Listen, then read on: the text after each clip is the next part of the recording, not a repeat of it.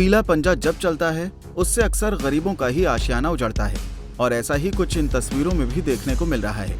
कुरुक्षेत्र के कस्बा शाहबाद के कल्याण गांव की कॉलोनी की यह हालत देखिए, जहां पिछले करीब 70 सालों से लोग रेलवे की जमीन पर घर बनाकर बसे हुए थे, मगर अब रेलवे की तरफ से पहले इन लोगों को जगह खाली करने के लिए नोटिस थमाया गया और फिर मौका मिलते ही जेसीबी लाकर अवैध घरों को तोड़ दिया गया। हालांकि बीजेपी नेता कृष्ण बेदी ने यहां रहने वालों को कोई पॉलिसी बनाकर कहीं और बसाने का आश्वासन जरूर दिया था, मगर वो भी इनके आशियाने को तोड़ने से रोक नहीं पाए। मेरा सारी बस्ती में पूछा जब बाहर हो रहा लेट के लिए चंबड़ जाना था, उसने जबरदस्ती करी, मेरा मसला हल होना चाहिए। तो आपने जब वो ये कार्रवाई करे थे रोका था उनको? रोके, हाथ बांधे, आगा लंबे भी पड़े, नहीं धक्का करे, लंबे बड़े पागल, सारे गांव वाले ने पूछ लिया, पागल हो रहा बस्ती। तो इसके अंदर कोई सामान वगैरह भी था? सामान था, मेरी पेटी भी थी, मेरे पक्के भी थे, मेरा माड़ा मोटा बिस्तरा भी था, मेरी एक नहीं उन्होंने सुन। इस बात पर मेरा मसला हल होना चाहिए। कितने मकान गिरे लगभग यहाँ पर? कितने मकान गिर के गए? थोड़े तक लैंड साफ करी। सरकार ने यहाँ पर हमें स्कूल, कॉलोनियाँ, सड़कें आदि देने के बावजूद भी जब यहाँ सरकार कॉलोनियाँ दी थी तो सरकार ने हमारा कुछ रहने का भी प्रबंध करना चाहिए। डीसी साहब के आश्वासन, मुख्यमंत्री जी के माध्यम से आश्वासन दिया गया था कि 6 महीने के अंदर आप लोगों को ये बस्ती के लिए जब ज़मीन मिलेगी तब ये बस्ती के जो मकान रेलवे में आते हैं उनको खाली किया जाएगा।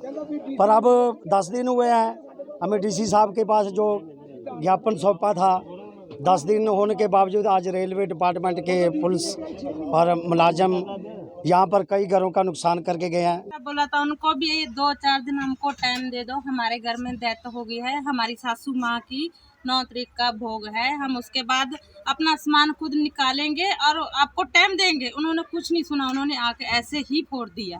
तो जब जेसीबी चलाई गई थी आप यहाँ कितने लोग मौजूद थे? बहुत, यहाँ तो 20-25 बंदे थे, किसी की नहीं सुनी गई।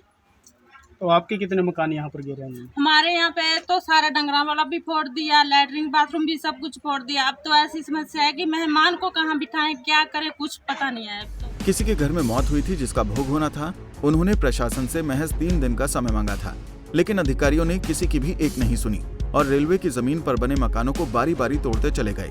अभी 10 दिन पहले ही कॉलोनी वालों ने डीसी को ज्ञापन सौंपकर घर खाली करने के लिए कुछ और दिन की मोहलत मांगी थी, मगर रेलवे ने उनकी एक नहीं मानी। इस मौके पर शाहबाद के विधायक के बेटे मौके पर पहुंचे और जाकर तोड़-फोड़ का काम रुकवा दिया। मैं तुरंत यहाँ पर पहुंचा, विधायक जी को फ़ोन किया, विधायक जी बिजी थे आज। तो उसके बाद जैसे मेरे को मैसेज आया तो मैं तुरंत कॉलोनी में आया और मशीनें 2-3 मशीनें लगी थी वो भी रुकवाई। और इसमें हम सेवा के तौर पे खड़े हैं और कई शरारती तत्व, बड़े लीडर जो इसके राजनीति बनाना चाहते हैं तो कृपया करके वो राजनीति ना बनाएं। ये इतनी जनता परेशान है तो ये कहाँ पर जाएगी जो इनके घर का इतने वर्षों से यहाँ पर रह रहे हैं और अपने जी जान से इन्होंने मकान बनाया। सरकार ने भी जो स्कूल बनाए, बिजली दी, गलियाँ बनाई, तो सारी सरकार की देन है। जब तक विधायक के बेटे ने जाकर अधिकारियों को रोका तब तक कई मकान टूट चुके थे। पीड़ितों की यही मांग है कि जब सरकार उन्हें स्कूल, अस्पताल और बिजली समेत सभी सुविधाएं दे रही है तो फिर उनके बसने के लिए घर भी दे, ताकि वो पहले की तरह सुकून से यहाँ रह सकें। अब देखना होगा कि इन बेघरों के लिए सरकार कोई पॉलिसी लाती है या फिर इन्हें यूं ही छोड़ दिया जाता है। कुरुक्षेत्र से विनोद खुंगर, पंजाब केसरी टीवी।